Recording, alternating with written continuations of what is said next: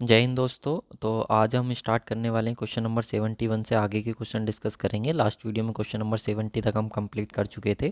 साथ में आज आप लोग को मैं इसमें वीडियो में लगभग 4 या 5 ट्रिक देने वाला हूं जो आप लोग को बहुत हेल्प करेंगी एग्जाम में। जब आप जाएंगे तो वहाँ पे बहुत हेल्प करने वाली हैं और बहुत नॉलेजेबल भी आज की यह लेक्चर ये होने वाला है। तो लास्ट तक देखिएगा वीडियो को, बहुत मज़ा आप लोग को आएगा आज।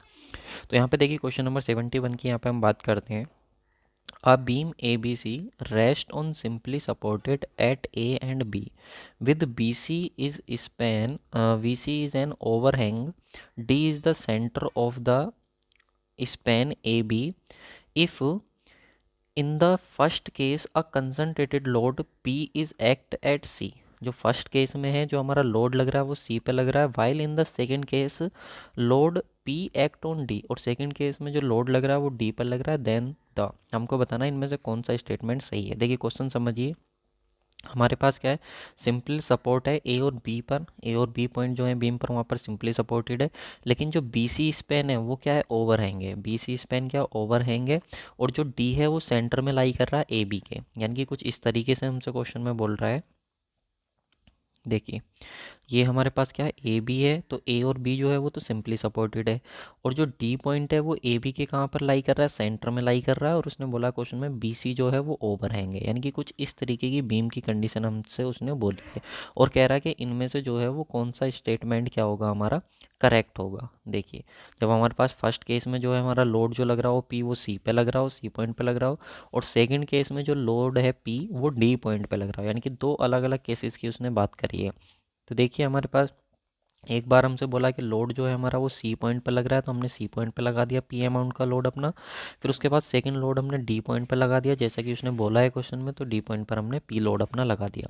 तो फिर कह रहा कौन सा स्टेटमेंट सही होगा। तो देखो यहाँ पे वो मैक्सवेल रेसिप्रोकल थ्योरम की बात कर रहा है। तो जब मैंने आप लोगों को पढ़ाया था तो उस समय लास्ट लेक्चर्स में तो मैंने आप लोगों को 4-5 मेथड बताए थे जो हमारे स्लोप एंड डिफ्लेक्शन के थे, जो कि बहुत हेल्प करते हैं हमको कैलकुलेट करने में स्लोप एंड डिफ्लेक्शन। जिसमें से कि सबसे पहले हमारे पास डबल इंटीग्रेशन मेथड था, फिर उसके बाद मैकाले मेथड था, फिर कॉन्जुगेट बीम मेथड था हमारे पास, फिर उसके बाद हमारे पास एक मैक्सवेल रेसिप्रोकल थ्योरम भी था, एक स्टेन एनर्जी मेथड भी था, और कॉन्जुगेट बीम मेथड था। तो ये बहुत सारे मेथड्स मैंने आप लोगों को बताए थे जो हमको हेल्प करते हैं स्लोप एंड डिफ्लेक्शन को कैलकुलेट करने में। फिर उसके साथ ही मैंने आप लोगों को कुछ ट्रिक भी बताई थी जिनको हमने इंजीनियरिंग कॉमन सेंस बोला था। इंजीनियरिंग कॉमन सेंस हम उसको बोलते हैं मेथड को। तो वो हमारे बहुत इंपॉर्टेंट होते हैं, और आज के इस लेक्चर में वो आप लोगों को फिर से बताने वाला हूँ। तो हमारे पास मैक्सवेल रेसिप्रोकल थ्योरम क्या बोलती है कि अगर एक बीम है, अगर मान लो सपोज ये सिंपली सपोर्टेड बीम है, ये सिंपली सपोर्टेड बीम है और उस पर दो पॉइंट है हमारे, ए पॉइंट और बी पॉइंट। तो अगर आप ए पॉइंट पे लोड लगाओ और उस पर ए पॉइंट पर आप बी पॉइंट पर डिफ्लेक्शन देखो, ए पॉइंट पर लोड लगाओ और बी पॉइंट पर डिफ्लेक्शन देखो, फिर आप बी पॉइंट पर लोड लगाओ और ए पॉइंट पर डिफ्लेक्शन देखो, तो वो दोनों क्या होंगे, इक्वल होंगे। ये बोलती है रेसिप्रोकल थ्योरम। तो वही हम यहाँ पे देखेंगे। जब हमारा यहाँ पे लोड लगा हुआ था सी पॉइंट पे, तो डी पॉइंट पे हमने डिफ्लेक्शन को नोट करा, और जब हमने डी पॉइंट पे लोड लगाया तो हमने सी पॉइंट पे डिफ्लेक्शन को नोट करा। तो रेसिप्रोकल थ्योरम ये बोलती है, रेसिप्रोकल मतलब दोनों एक दूसरे के करस्पॉन्डिंग होंगे, है ना। तो यहाँ पे जो डिफ्लेक्शन होगा डी पॉइंट पे वो किसके इक्वल होगा, सी के इक्वल होगा। तो इन कंडीशंस को देखते हुए हमारा जो सही आंसर हो जाएगा वो ऑप्शन नंबर ए बिल्कुल सही आंसर हो जाएगा। Deflection at D in first case will be equal to the deflection at C in second case, ये हमसे बोल रहा है, ठीक है। तो इसका सही आंसर जो हो जाएगा ऑप्शन नंबर ए हो जाएगा। चलिए नेक्स्ट क्वेश्चन की बात करते हैं, क्वेश्चन नंबर 72। आज के क्वेश्चन सभी बहुत ज़्यादा इंपॉर्टेंट हैं। यहाँ पे हम बात करें slope at the end of the simply supported beam of span L and uniformly distributed load W per unit length over the entire span is given by. हमसे कह रहा है कि एक सिंपली सपोर्टेड बीम है हमारा, चलो सिंपली सपोर्टेड बीम बना देते हैं। फिर उसके बाद हमसे कह रहा है उस पर यूनिफॉर्मली डिस्ट्रीब्यूटेड लगा हुआ है ऑल ओवर द लेंथ, यानी कि कंप्लीट लेंथ पर उसकी सिंपली सपोर्टेड लोड लगा हुआ है, सॉरी यूनिफॉर्मली डिस्ट्रीब्यूटेड लोड लगा हुआ है सिंपली सपोर्टेड बीम पर। तो हमको स्लोप बताना है एंड पर, ये ए ये बी, हमको स्लोप बताना है, स्लोप क्या होगा एंड पर, स्लोप क्या होगा हमारा, ठीक है, ये हमको बताना है। तो चलिए देखिए सबसे पहले मैं आप लोगों को बताऊं। अब इसके लिए देखिए या तो आप पूरा इसको सोल्व करो, यहाँ पे रिएक्शन निकालो WL/2, इधर भी रिएक्शन निकालो WL/2, फिर यहाँ पे कोई सेक्शन कट करो, फिर उसके अकॉर्डिंग बेंडिंग मोमेंट की इक्वेशन बनाओ, फिर अपना वहाँ पे डबल इंटीग्रेशन मेथड लगाओ D2y/dx2, और यहाँ से आ जाएगा हमारे पास m, ठीक है। तो एम एक्स की इक्वेशन बना के यहाँ पे रखो, फिर उसका इंटीग्रेशन करो, फिर कांस्टेंट फाइंड आउट करो, तो बहुत लंबा प्रोसीजर हमारा वो हो जाएगा। तो हम करते क्या है, कुछ अपना इंजीनियरिंग कॉमन सेंस लगा के कुछ ट्रिक डेवलप करते हैं। तो देखिए ये वो ट्रिक्स हैं जो आप लोग को यहाँ पे सिंपली देखनी। सबसे पहले देखिए हमारे पास कैंटिलीवर बीम है जिस पे मोमेंट लगा हुआ है, फिर ये कैंटिलीवर बीम है जिस पे पॉइंट लोड लगा हुआ है, फिर ये कैंटिलीवर बीम है जिस पे हमारा यूडीएल लगा हुआ है, फिर ये कैंटिलीवर बीम है जिस पे यूवीएल लगा हुआ है, यूनिफॉर्मली वेरिंग लोड लगा हुआ है, फिर ये हमारा सिंपली सपोर्टेड बीम है जिस पे पॉइंट लोड लगा हुआ है, और सिंपली सपोर्टेड बीम है हमारा जिसके ऊपर हमारा यूडीएल लगा हुआ है। तो इन सब केसेस में हमें मैक्सिमम बेंडिंग मोमेंट मालूम है, इस केस में तो एम ही रहेगा, इस केस में maximum bending moment W L हो जाएगा, इस केस में डब्ल्यू एल स्क्वायर बाई 2 हो जाएगा, इस केस में डब्ल्यू एल स्क्वायर बाई 6 हो जाएगा, इस केस में डब्ल्यू एल बाई 4 होता है, और इस केस में डब्ल्यू एल स्क्वायर बाई 8 होता है। अब देखिए जब हम यहाँ पे स्लोप निकालते हैं तो थोड़ा सा इसका बेसिक भी चलो आप लोगों को बता देता हूँ, ये स्लोप आता कहाँ से है। देखो हमारे पास एक इक्वेशन होती है m upon I sigma upon Y is equal to E upon R, अगर आपको याद हो। तो यहाँ से अगर आप लोग क्या करोगे, 1 अपॉन आर की वैल्यू निकालोगे तो कितना हो जाएगा, 1 अपॉन आर की वैल्यू m अपॉन ई आई हो जाएगी। आर की वैल्यू इसको हटा दो, यहाँ से 1 अपॉन आर की वैल्यू निकालेंगे तो 1 अपॉन कितना हो जाएगा, ई आई हो जाएगा। अब ये 1 अपॉन आर जो होता है ये कर्व को बताता है, यानी कि आर्क को बताता है। अब ये कितना हो जाएगा आप लोग के पास, एंगल अपॉन कितना हो जाएगा, लेंथ हो जाएगा, एंगल अपॉन लेंथ हो जाएगा, और ये कितना हो गया, एम अपॉन ई आई। तो जब यहाँ से थीटा की वैल्यू निकालेंगे तो कितना आएगा, एम एल अपॉन ई आई, ठीक है। ये आप लोग को थोड़ा सा, मैंने आप लोग को, अगर आपने हमारे लेक्चर पढ़ रखे हैं तो आप लोग को ये सारी चीज़ समझ में आ गई होंगी, मैंने रिवाइज़ करा दिया। और अगर आप लोग नए हैं तो मैं आप लोग को बता देता हूँ, 1 अपॉन आर जो होती है कर्वेचर की इक्वेशन होती है। जब भी कोई हमारे पास बीम होता है और ये इस तरीके से डिफ्लेक्ट हो जाता है तो इसको हम 1 अपॉन आर से रिप्रेजेंट करते हैं, और ये कर्व की इक्वेशन हमारी आती है। ये मैंने अपने स्टूडेंट्स को काफ़ी अच्छे से बता रखा है अपने कोर्स में, ठीक है। तो उनको ये सारी चीज़ें पता होंगी। जो हमारा वन लाइनर वाला कोर्स है उसमें काफ़ी अच्छे से मैंने चीज़ें सारी एक्सप्लेन कर रखी हैं। तो यहाँ पे देखो थीटा की वैल्यू कितनी आएगी, एम एल अपॉन ई आई। अब देखो अगर आपको सब केसेस के लिए निकालना है ना, सब केसेस के लिए स्लोप याद करना है, तो देखो कितना आसान है। एम एल अपॉन ई आई लिखो, एम एल अपॉन 2 ई आई लिखो, एम एल अपॉन 4 ई आई लिखो, फिर एम एल अपॉन 3 आई 4 ई आई लिखो, और एम एल अपॉन 4 ई आई, फिर एम एल अपॉन 3 आई। यानी कि पहले 1 2 3 4, फिर 4 तक जाएंगे, फिर उसको कम करना शुरू कर देंगे 3, ठीक है। इस तरीके से आप, अब आपको मैक्सिमम बेंडिंग मोमेंट मालूम है, इसके लिए एम है तो एम रख दिया, इसके लिए m की वैल्यू डब्ल्यू एल है तो यहाँ पे m की जगह पर डब्ल्यू एल रख दिया, यहाँ पे m की जगह पर कितना, डब्ल्यू एल स्क्वायर बाई 2, यहाँ पे m के प्लेस पर डब्ल्यू एल स्क्वायर बाई 6, यहाँ पे m के प्लेस पर डब्ल्यू एल बाई 4, यहाँ पे m के प्लेस पर डब्ल्यू एल स्क्वायर बाई 8, इसको रख दो। यहाँ पे सिंपल आप लोग के हर केस का स्लोप मिल जाएगा, आप लोग को कितना कितना स्लोप मिलेगा। अब देखो क्वेश्चन में हमसे कौन सा वाला स्लोप पूछा है, तो क्वेश्चन में ये वाली कंडीशन हमसे पूछी है कि हमारे पास सिंपली सपोर्टेड बीम है और उस पर हमारा यूडीएल लगा हुआ है, तो उसका स्लोप कितना हो जाएगा, डब्ल्यू एल क्यूब अपॉन 24 ई आई हमारे पास हो जाएगा। देखो ये हो गया कि नहीं, तो ये वाली कंडीशन हमसे पूछ रखी है। अब देखो अगर हमको डिफ्लेक्शन निकालना है तो डिफ्लेक्शन कैसे निकालेंगे, तो डिफ्लेक्शन निकालने के लिए हम क्या कर देंगे, थीटा लिखेंगे इंटू एल अपॉन 2 लिखेंगे, 2 एल अपॉन 3 लिखेंगे, 3 एल अपॉन 4 लिखेंगे, 4 एल अपॉन 5 लिखेंगे, फिर एल अपॉन 3 लिखेंगे, फिर 5 एल अपॉन 6 लिखेंगे। इनको हम याद कर लेंगे आसानी से अपना। जब इनको हम याद कर लेंगे तो थीटा अभी हमने निकाली है सबके लिए, थीटा की वैल्यू तो निकाली, तो इस थीटा की वैल्यू को उठा के यहाँ पे पुट कर देंगे, थीटा की वैल्यू को उठा के यहाँ पे पुट कर देंगे, और जो लेंथ ये लिखी है हमने इससे मल्टीप्लाई कर देंगे, तो हमारे पास सब केसेस का क्या आ जाएगा, इन सारे के सारे केसेस का यहाँ पे डिफ्लेक्शन भी देखने को मिल जाएगा। तो ये वेरी वेरी इंपॉर्टेंट है, ठीक है, बहुत ज़्यादा इंपॉर्टेंट है। यहाँ से आप लोग के सारे क्वेश्चन एक साथ बन जाएंगे। तो जो हमारा सही आंसर हो जाएगा वो क्या हो जाएगा, ऑप्शन नंबर सी बिल्कुल सही आंसर हो जाएगा। जिस केस में हमसे इन्होंने पूछा था तो मैंने आप लोग को बता दिया कि स्लोप आप लोग का कितना होगा, क्योंकि इन्होंने सिर्फ हमसे क्या पूछा था, स्लोप, ठीक है। तो ये देखो ये हमारे पास क्या आएगी, स्लोप आएगी। क्लियर। चलिए नेक्स्ट क्वेश्चन पे हम आते हैं। नेक्स्ट क्वेश्चन है क्वेश्चन नंबर 73। इसमें कह रहा है कि if the deflection at the free end of a simply supported loaded cantilever beam is 15 mm, यानी कि हमारे पास क्या है, एक यूनिफॉर्मली कैंटिलीवर बीम है, ठीक है, कैंटिलीवर बीम है और उस पर हमारा यूनिफॉर्मली डिस्ट्रीब्यूटेड लोड है, क्लियर है। और हमें यहाँ पे डिफ्लेक्शन जो है फ्री एंड पर जो डिफ्लेक्शन देखने को मिल रहा है वो कितना, 15 mm, जो कि क्वेश्चन में बोला है। और slope of the deflection curve, और जो इसका स्लोप है डिफ्लेक्शन कर्व का वो कितना देखने को मिल रहा है, 0.02 रेडियन देखने को मिल रहा है, ठीक है।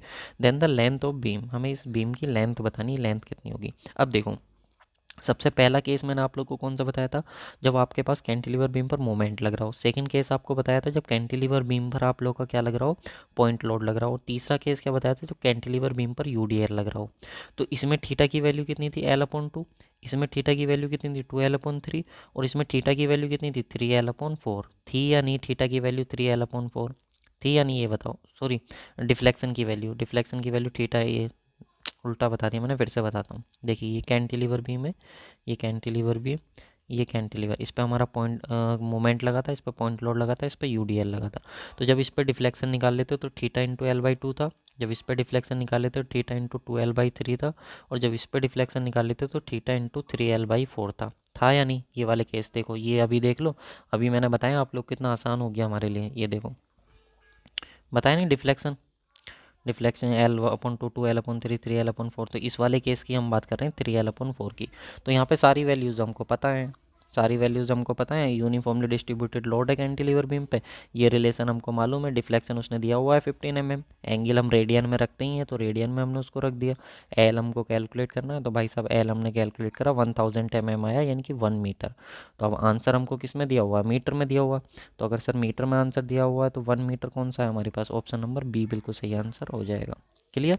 चलिए नेक्स्ट क्वेश्चन पे आते हैं। देखो कितना आसान हो गया ना, चीज़ें एकदम आसान हो गई। Question number 74, a simply supported beam A B C length L, एक सिंपली सपोर्टेड बीम है ए बी सी जिसकी लेंथ कितनी L, carries a concentrated load P at the intermediate point. यानी कि अगर हमारा ये कोई ए बी सी पॉइंट उसने बोला ए बी सी बीम है, और इसके कहीं भी इंटरमीडिएट पर, इंटरमीडिएट उसने बोला बीच में नहीं है, कहीं भी इसके बीच में कहीं पे भी हो सकता है। उसने बिल्कुल सेंटर में नहीं बोला। अगर सेंटर में बोलता तो हमारा, अगर इसकी स्पैन एल है, अगर वो सेंटर में बोलता तो इधर से L/2 पे, इधर से L/2 पे होता। तो हमारा इधर से ए है और इधर से क्या है, बी। बी डिस्टेंस पे हमारा ये मान लो कि ये पॉइंट बी है, ठीक है। ए एंड से जो है वो ए डिस्टेंस पर है और सी एंड से जो है वो बी डिस्टेंस पर है। इफ़ द स्लोप एट ए, और ए पॉइंट पे अगर हमारा इस तरीके से डिफ्लेक्ट होगा तो स्लोप एट ए जो गिवन है वो 0.75 टाइम्स गिवन है स्लोप एट सी के। जो भी हमको स्लोप एट सी पे मिलेगा, स्लोप एट ए जो है वो 0.75 टाइम्स है स्लोप एट सी के। Then the length of the portion A B, जो ए बी पोर्सन है, हमें ए बी पोर्सन है इसकी लेंथ बतानी, यानी कि इस ए की वैल्यू हमको बतानी कितनी होगी एल के टर्म में, लेंथ के टर्म में, ठीक है। ये हमको कैलकुलेट करना है। तो देखो एक तो हमको पॉइंट यही मिल गया कि थीटा ए इजिकल टू जो है वो 0.75 टाइम्स है थीटा सी के, जो कि क्वेश्चन में गिवन है। और एक हमको मालूम है, जब आपको याद हो तो हम इसका जब डेरिवेशन करते हैं, हमारे पास एक सिंपली सपोर्टेड बीम हो और वो जो है ए एंड से जो है वो ए डिस्टेंस पर हो और सी एंड से जो बी, यानी कि सेंटर में ना हो कुल मिला करके, तो हमारे पास ए और बी में एक रिलेशन आता है, थीटा ए और थीटा सी में एक रिलेशन आता है। अगर आप लोग को याद हो तो वो रिलेशन कौन सा होता है, अगर मैं उसको ड्राइव करने लगा तो बहुत ज़्यादा टाइम हो जाएगा। तो ये हमारे पास रिलेशन होता है, ये ड्राइव होकर के आता है, theta A equal to L plus B upon L plus A, और यहाँ से हो जाता है थीटा सी। ये रिलेशन हमारा ड्राइव होकर के आता है, ठीक है। हम इसको ऐसे भी याद कर लेते हैं, थीटा ए हो गया, एल प्लस ए हो गया, और इधर अगर मैं बी पॉइंट लेता तो मैंने तो इसको ऐसे याद कर रखा है, थीटा बी और एल प्लस बी। इस तरीके से मैंने इस रिलेशन को अपना याद किया हुआ है, ठीक है। तो आप इसको अपना देख लेना, जिस तरीके से आप इसको याद कर सकते हो। अगर यहाँ पे आप बी पॉइंट लेते तो इस तरीके से आप इसको याद कर सकते हो, क्योंकि जब हमारे पास लोड जो है वो सेंटर में ना हो तो। अब देखो दो इक्वेशन है हमारे पास, थीटा ए की वैल्यू 0.75 सी है, तो यहाँ पे उठा करके रख दिया मैंने 0.75 सी। अब थीटा सी से थीटा सी कैंसिल हो गया हमारे पास।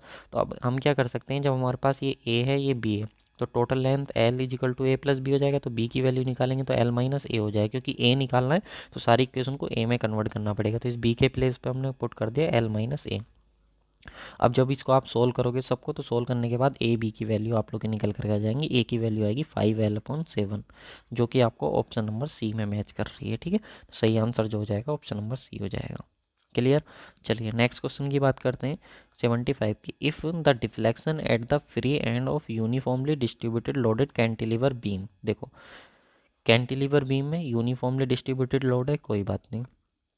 उसके बाद कह रहे हैं हमसे कि हमारे पास जो है the deflection at the free and, और हमको उसकी लेंथ मालूम है, इसकी लेंथ कितनी मालूम है, 1 मीटर है। और जब इसके फ्री एंड पर डिफ्लेक्शन आप देख रहे हो तो 7.5 mm मालूम है, देखो उसने बोला है। तो हमको स्लोप बताना है, स्लोप थीटा की वैल्यू बतानी कितनी होगी। तो अभी तो हमने देखा था इस केस में हमारे पास जो डिफ्लेक्शन आया था वो कितना आया था, स्लोप इंटू 3l/4 आया था कि नहीं।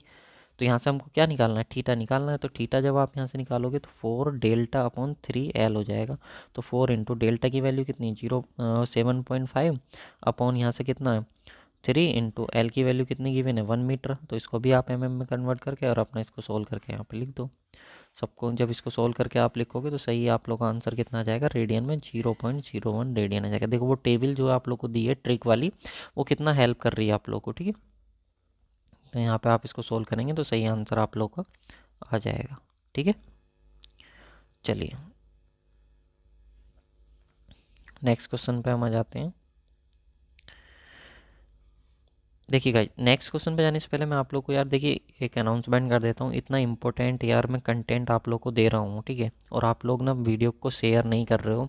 इतनी मेहनत मैं आप लोगों के लिए कर रहा हूँ, आप वीडियोस पे जा कर के व्यूज़ देखो ठीक है। तो आप वीडियो को चलो मान लिया कि आप शेयर भी करते हो, कुछ लोग कहते हैं कि सर हम शेयर करते हैं, थोड़ा सा यार उस वीडियोज़ में अपनी तरफ से आप लिख दिया करो। जब आप अपनी तरफ से कुछ लिखते हो तो ना तो वो समझते हैं कि हाँ वाकई चीज़ें वैल्यूएबल चल रही हैं।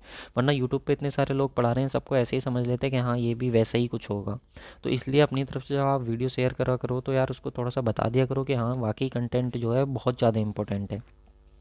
और सारी चीज़ें इतनी आसानी से मैं आप लोगों को समझाने की कोशिश करता हूँ। फिर इसके साथ ही देखिए, अगर आपको complete Gupta and Gupta book का सॉल्यूशन चाहिए तो हमारे एप्लीकेशन है जिसका नाम है वीआईपी सिविल गुरु, वहाँ से जा करके आप उसको देख सकते हो। वहाँ पे सारी चीज़ें आप लोगों को अवेलेबल हो जाएंगी, कंप्लीट वीडियो और पीडीएफ सॉल्यूशन। साथ ही हमारा वन लाइनर कोर्स चल रहा है। आपका अगर कोई भी एग्ज़ाम है, one liner plus concept plus इसमें प्रीवियस ईयर के क्वेश्चन भी मैं आप लोगों को करा रहा हूँ। तो अगर आप लोग का कोई भी अगर एग्ज़ाम है जो जेई या एई का है स्टेट लेवल का, तो आप इसको ज्वाइन कर सकते हो। इसका जो कंटेंट है वो एकदम अल्टीमेट है। अगर जिन लोगों ने ज्वाइन किया हुआ वो ज़रूर कमेंट करके बताएं कि कैसा कोर्स है। और इसका प्राइस जो है वो आप जान करके हैरान हो जाओगे, वो केवल और केवल 649 रुपीज़ है जो अभी चल रहा है। जबकि इसका प्राइस जो है वो बढ़ने वाला है, 999 रुपीज़ होने वाला है। तो जिन्होंने ज्वाइन नहीं किया है अभी जा करके ज्वाइन कर लो। बहुत कम प्राइस पे आप लोगों को सभी सब्जेक्ट्स का एक एक नंबर कंटेंट वहाँ पे मिल जा रहा है, ठीक है। तो आपको अगर कोई भी दिक्कत आए ज्वाइन करने में तो हमारा व्हाट्सअप नंबर 8077283538 या कोई भी क्वेरीज़ है तो व्हाट्सअप पे आप हमसे कांटेक्ट कर सकते हैं। चलिए अपना नेक्स्ट क्वेश्चन हम देखते हैं। क्वेश्चन नंबर 76 इसमें कह रहा है कि a simply supported beam of circular cross section, एक सिंपली सपोर्टेड बीम है। चलो कोई बात नहीं, सिंपली सपोर्टेड बीम हम ले लेते हैं, ठीक है। सिंपली सपोर्टेड बीम है, उसका क्रॉस सेक्शन कैसा, सर्कुलर है, सर्कुलर क्रॉस सेक्शन है। और उसका डायामीटर कितना डी, चलो डायामीटर डी है। और उसकी लेंथ कितनी एल है। और उस पर कंसनट्रेटेड लोड कितना लग रहा है, डब्लू लग रहा है at the centre of beam. तो हमको स्ट्रेंथ बतानी है, इस बीम की जो स्ट्रेंथ होगी वो किसके प्रोपोर्शनल होगी इनमें से, ये हमको बताना है। तो देखो मैंने आप लोगों को बताया था अगर बेंडिंग के केस में आपको स्ट्रेंथ कैलकुलेट करनी है बीम की, तो स्ट्रेंथ कैलकुलेट आप लोगों को कौन बताता है स्ट्रेंथ के बारे में, लास्ट वीडियो में बहुत अच्छे से मैंने आप लोगों को बताया, सेक्शन मॉडुलस। कौन बताता है, सेक्शन मॉडुलस, जिसको हम किससे लिखते हैं, जेड से। ये आता कहाँ से है, तो M upon I sigma upon Y equal to E upon R होता था। तो यहाँ से जब हम सिग्मा की वैल्यू निकालते थे तो M upon I upon Y होती थी इन दोनों से, इससे कोई मतलब नहीं है। तो sigma equal to M upon, जब वाई को हम मैक्सिमम ले लेते थे तो हमारे पास बेंडिंग स्ट्रेस मैक्सिमम हो जाती थी जिसको हम जेड लिखते। तो आई अपॉन वाई जो हो जाता था हमारे पास, ये क्या हो जाता था, जेड हो जाता था। देखो ये चीज़ें मैं बार बार इसलिए रिवाइज कराता हूँ ताकि आप लोग को ये सारी चीज़ें क्लास में ही याद हो जाए, आपको बाद में कुछ पढ़ने की ज़रूरत ही ना पड़े। तो जेड जो होता था सेक्शन मॉडुलस, वो moment of inertia upon Y होता था या नहीं। तो जेड जो हो गया वो आई अपॉन वाई हो गया। अब अगर सर्कुलर क्रॉस सेक्शन है, इसका डायमीटर डी है, तो इसका जो मोमेंट ऑफ इनर्शिया का होगा वो कितना होगा, π/64 d⁴ होगा। और वाई जो होता था वो न्यूट्रल एक्सिस से टॉप जो हमारा वो होता फाइबर, आउटर फाइबर, उस तक की डिस्टेंस होती थी। तो ये इसकी रेडियस हो जाएगी, तो वो कितना हो जाएगा, d/2। तो वाई की वैल्यू d/2। तो जब यहाँ से आप इसको देखोगे और इसको सोल्व करोगे तो सोल्व करने के बाद यहाँ से आप इसको कट करो तो कितना हो जाएगा, πd³ अपॉन कितना हो जाएगा, 32। ये हमारे पास सेक्शन मॉडुलस आ गया। तो ये किसके प्रोपोर्शनल हो रहा है, ये प्रोपोर्शनल हो रहा है d³ के। तो d³ के प्रोपोर्शनल हो रहा है तो सही आंसर ऑप्शन नंबर बी हो जाना चाहिए, ठीक है। तो इसका सही आंसर क्या हो जाएगा, ऑप्शन नंबर बी हो जाएगा। ये देखो ठीक है, सेक्शन मॉडुलस हमने उसका कैलकुलेट कर लिया, सही answer option number B. Next question है क्वेश्चन नंबर 77। इसमें हमसे कह रहा है कि a cantilever beam carries a uniformly distributed load from fixed end to centre of the beam in first case. देखो हमसे कह रहा है एक बीम है और इसकी स्पैन कितनी एल है, तो फर्स्ट केस में इसकी L/2 स्पैन तक, कहाँ तक, L/2 स्पैन तक जो है फिक्स्ड एंड से हमारा यूनिफॉर्मली डिस्ट्रीब्यूटेड लोड लगा हुआ है, ठीक है, कोई बात नहीं। उसके बाद कह रहा है uniformly distributed load of same intensity from centre to the beam to free end in second case, जबकि कह रहा है कि सेकंड केस में जो है हमारे पास अगर ये बीम की लेंथ है और ये हमारा L/2 है और टोटल स्पैन कितनी L है, तो बाकी का जो बीम बचा हुआ है सेंटर से और फ्री एंड तक हमारा सेम इंटेंसिटी का लोड लगा हुआ है। The ratio of deflection in two cases, यहाँ पर जो हमें डिफ्लेक्शन देखने को मिलेगा, यहाँ पे कुछ ना कुछ डिफ्लेक्शन आएगा, तो मान लो del1 है, यहाँ पे कुछ ना कुछ डिफ्लेक्शन आएगा del2, तो हमसे कह रहा है कि del1 अपॉन del2 का रेशियो बताओ कितना होगा, del1 अपॉन del2 का रेशियो बताओ कितना होगा। तो क्वेश्चन समझ में आएगा क्या कह रहा है। चलो अब इसको हम सोल्व करते हैं। देखो, तो देखो अगर हमारे पास ये कंडीशन है, ये हमारे पास कंडीशन है, ये हमारे पास क्या है, कैंटिलीवर बीम है और इसकी हाफ स्पैन तक अगर हमारे पास सी पॉइंट तक अगर यूनिफॉर्मली डिस्ट्रीब्यूटेड लोड लगा हो, तो पहली कंडीशन है कि हम इसके लिए क्या करें, एक सेक्शन कट करें, फ्री एंड से डिस्टेंस लें x और x डिस्टेंस ले करके हम अपनी डबल इंटीग्रेशन मेथड का यूज करें, क्योंकि हमारे पास एक ही इक्वेशन बनेगी और जब एक ही इक्वेशन बनती है तो वहाँ पर हम यूज करते हैं अपना डबल इंटीग्रेशन मेथड। तो यहाँ पर मूवमेंट की एक इक्वेशन बनेगी, डबल इंटीग्रेशन मेथड का यूज करेंगे और इसका हम इंटीग्रेशन लेंगे और इंटीग्रेशन लेने के बाद अपनी वहाँ पे कंडीशंस को अप्लाई करेंगे, कांस्टेंट की वैल्यू को फाइंड करेंगे, तो हमारे पास डिफ्लेक्शन आएगा बी पे इतना, इतना डिफ्लेक्शन मिल जाएगा पहले केस में बी पॉइंट पे हमको ये डिफ्लेक्शन मिल जाएगा। क्लियर हुआ। ये खुद से करना है, ट्राई करना है, ठीक है, ये बहुत लेंदी हो जाता वीडियो और क्वेश्चन, तो इसलिए मैंने इसको थोड़ा शॉर्ट कर दिया, आप लोगों को समझा रहा हूँ क्या करना है, ठीक है। जो हमारे स्टूडेंट है वो तो कर ही लेंगे क्योंकि मैंने काफ़ी अच्छे से ये क्वेश्चन करा रखा है। उसके बाद देखो सेकंड केस में आप क्या करोगे, तो अब हमको थोड़ा सा अपना इंजीनियरिंग वाला दिमाग लगाना है। अब देखो हमारे पास पहला केस जो है वो ये दे रखा है कि सेंटर तक लोड लगा हुआ है, लगा हुआ कोई बात नहीं, तो हमें ये तो मालूम है ना कि जब पूरी स्पैन पे लग रहा हो, पूरी स्पैन पे लग रहा हो यूनिफॉर्मली डिस्ट्रीब्यूटेड लोड, तो इस केस में हमारा डिफ्लेक्शन क्या होता है, WL⁴ अपॉन ATI, ये तो हमको मालूम है सर। अब इसका हमने निकाल लिया, इसका कितना निकाला है, del B is equal to कितना आया, 7/384 WL⁴/EI। बिल्कुल सर, इसका हमने कैलकुलेट कर लिया, ये हमको मालूम होता है, जो अभी मैंने ट्रिक बताई थी उनसे। तो क्या सर जी हम इसका नहीं निकाल सकते, सेंटर से जब ये लोड लग रहा हो हाफ स्पैन पे, तो हम इसको नहीं निकाल सकते, बिल्कुल निकाल सकते हैं। पूरे में से इतने को माइनस कर दो तो इतने का ही तो बचेगा। तो हमने इसी चीज़ का फ़ायदा उठाया, अपना थोड़ा सा दिमाग लगाया और हमने क्या करा, डेल भी निकालने के लिए इस वाले केस में जो टोटल हमारे पास पता होता है उसमें से हमने इसको क्या कर दिया, माइनस कर दिया, तो हमारे पास ये आएगा डिफ्लेक्शन, ठीक है, सेकेंड केस का। अब हमें तो दोनों का रेशियो बताना था, तो जब इसका और इसका दोनों का रेशियो बताओगे तो ये पूरा पोर्शन कैंसिल हो जाएगा, यहाँ से 7 बचेगा केवल और यहाँ से 41 बचेगा, तो 7/41 हमारे पास आ जाएगा, जो कि ऑप्शन नंबर डी में मैच कर रहा है, ठीक है। देखो यार, जब इतना डिटेल में मैं आप लोगों को पढ़ाता हूँ तो थोड़ा वीडियो देखो लेंदी हो जाता है, लेकिन फिर भी मैं कोशिश करता हूँ कि टाइम आप लोगों का कवर हो जाए, ठीक है, ऐसा ना हो कि टाइम बहुत ज़्यादा निकल जाए। नेक्स्ट देखो question number 78, if the length of the simply supported beam carrying a concentrated load W at the centre is double. देखिए हमसे कह रहा है एक सिंपली सपोर्टेड बीम है, ठीक है, और इस पर हमारा कंसंट्रेटेड लोड लग रहा है। अब हमने उसकी लेंथ को क्या कर दिया, डबल कर दिया, बीम की लेंथ को क्या है, डबल कर दिया, पहले L था तो अब 2L कर दिया। तो हमको डिफ्लेक्शन बताना सेंटर पर कितना होगा समझ रहे हो, डिफ्लेक्शन बताना सेंटर पर कितना होगा। तो अगर सर हमारे पास सिंपली सपोर्टेड बीम हो, तो आपने हमें बताया था इसके लिए डिफ्लेक्शन कैसे कैलकुलेट कर सकते हैं, अभी ट्रिक में बताया था। तो डिफ्लेक्शन एट सेंटर कितना होता है, अगर ये ए है ये बी है और इस पॉइंट को हम सी लें, तो इस केस में हमारे पास डिफ्लेक्शन होता है WL⁴/48EI। आपको भी ये याद हो जाएंगे पक्का, और अगर एग्जाम निकालना तो याद करने ही पड़ेंगे। तो यहाँ से देखो डिफ्लेक्शन जो है सेंटर पर वो L³ के क्या है, डायरेक्टली प्रोपोर्शनल है कि नहीं। अगर अपने लेंथ को क्या कर दिया, डबल कर दिया, तो लेंथ को डबल कर दिया तो 2L³ हो जाएगा, और 2 का क्यूब कितना होता है 8, तो कितना हो जाएगा 8 टाइम्स हो जाएगा, डिफ्लेक्शन 8 गुना बढ़ जाएगा। अगर बीम की लेंथ को आप दुगना कर दोगे सिंपली सपोर्टेड बीम के केस में, तो डिफ्लेक्शन कितना हो जाएगा, 8 गुना बढ़ जाएगा। तो सही आंसर क्या हो जाएगा, ऑप्शन नंबर सी बिल्कुल सही आंसर हो जाएगा। नेक्स्ट क्वेश्चन है हमारे पास क्वेश्चन नंबर 79, इसमें कह रहा है कि a simply supported beam with rectangular cross section is subjected to central concentrated load, ठीक है, सेंटर कंसंट्रेटेड लोड लग उस पर लग रहा है, if the width and depth of beam is double, और हमने विड्थ और डेप्थ को क्या कर दिया, बीम की डबल कर दिया है, then the deflection of centre of the beam is reduce to. देखो हमसे कह रहा है कि डिफ्लेक्शन उसका कितना रिड्यूस हो जाएगा। अब अगर आप हमारी क्लास के स्टूडेंट हो तो आपके दिमाग में तुरंत लिंक करेगा, सर आपने हमें बताया था कि जो बेंडिंग स्ट्रेस होती है वो M/Z होती है, बीम के केस में।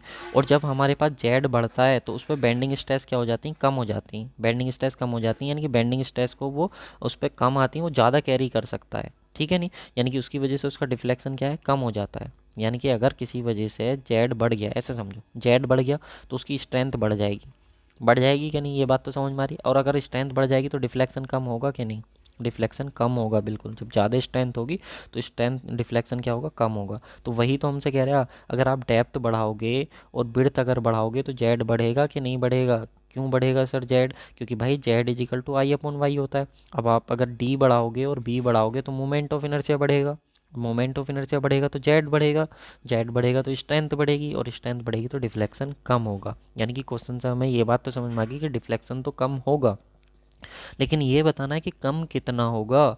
तो उसको कैसे कैलकुलेट करेंगे, तो कम कितना होगा उसके लिए मैं आप लोग को बता देता हूँ। सेक्शन मॉडुलस हमें पता होना चाहिए।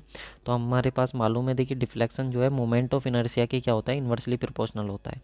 इस केस में जो हमको केस दिया हुआ है, डिफ्लेक्शन मोमेंट ऑफ इनर्शिया के इन्वर्सली प्रोपोर्शनल होता है। अब मोमेंट ऑफ इनर्शिया निकालेंगे रेक्टेंगुलर केस में जिसकी विड्थ बी है और डेप्थ डी है, तो बी डी क्यूब बाई 12 आ जाएगा। मोमेंट ऑफ इनर्शिया हमको मालूम है, तो यहाँ से देखो 12 को तो हटाओ तो आई बी डी क्यूब आई गया।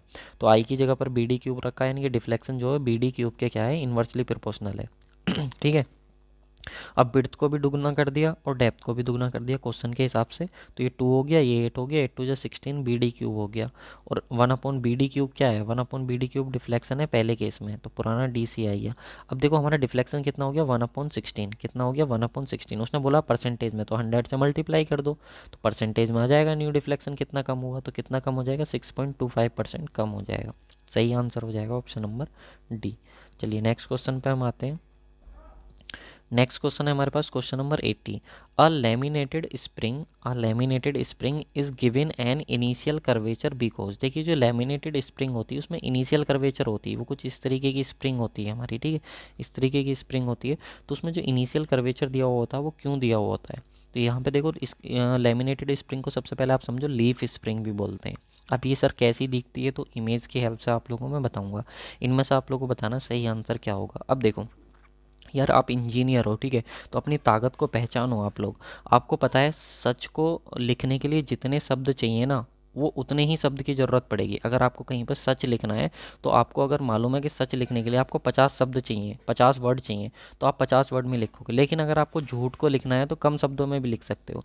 तो यहाँ पे आप थोड़ा सा साइकोलॉजिकली भी खेल सकते हो एग्जामिनर के साथ। अगर उसने ऑप्शन नंबर सी में इतने सारे वर्ड लिखे हैं ना, तो ज़रूर यहाँ पे कुछ ना कुछ गड़बड़ है, यानी कि ज़रूर वो यहाँ पे सच लिखना चाह रहा है। तो इसका मतलब सही आंसर तो ऑप्शन नंबर सी हो जाएगा। ये तो हमने साइकोलॉजिकली खेल लिया उसके साथ कि हमने ऑप्शन नंबर सी, अगर वो लिख रहा है ना इतना बड़ा, अगर उसको ज़रूरत पड़ रही है लिखने की एग्जामिनर को, तो समझ जाओ कहीं ना कहीं गड़बड़ है, कि वो इतने शब्द इसीलिए लिख रहा है क्योंकि आंसर उसमें छुपा हुआ है। समझ रहे हो नहीं इस चीज़ को।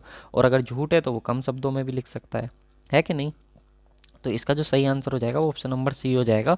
जो लेमिनेटेड स्प्रिंग होती है, लीफ स्प्रिंग होती है, उसमें जो हमारा कर्व दिया जाता है, इनिशियल कर्व वो दिया जाता है, spring become flat when the subjected to design load. जब उस पर डिज़ाइन लोड आए तो वो फ्लैट हो जाए, ठीक है। यानी कि कुछ इस तरीके की हमारे पास क्या होती है, लीफ स्प्रिंग होती है। देखो कुछ इस तरीके की हमारे पास क्या होती है, लेमिनेटेड या लीफ स्प्रिंग होती है। जो आपने देखा हुआ जो ट्रक वगैरह होते हैं, कार वगैरह, बस वगैरह होती हैं, उनमें यहाँ पे लगा हुआ होता है जो एक्सल होता है, एक्सल पे ही लगा हुआ होता है, ठीक है। यहाँ पे एक्सल लगा हुआ होता है और ये आप लोग की कनेक्टेड होती है। जो वहाँ पे सॉक्स आते हैं उनको एब्जॉर्ब करने का काम करती है, ठीक है, एब्जॉर्ब करती है सॉक्स को और वाइब्रेशन को। सही है ना। तो ये होता है। तो देखो इस तरीके से भी आप थोड़ा सा एग्जामिनर के माइंड के साथ खेल सकते हो यार। अगर ऐसी मैं बहुत सारी चीज़ें बताते रहता हूँ, तो अगर आप हमारे पेड कोर्स के साथ जुड़ना चाह रहे हो तो जुड़ सकते हो। देखो 399 और 649 यार बहुत बड़ी चीज़ नहीं है, ठीक है। अगर आप ज्वाइन करोगे तो मैं आप लोग को बता रहा हूँ, आप कहीं से भी पढ़ लो, आपको ज़रूर इंप्रूवमेंट आप मैं दिखा दूंगा मैं, ठीक है।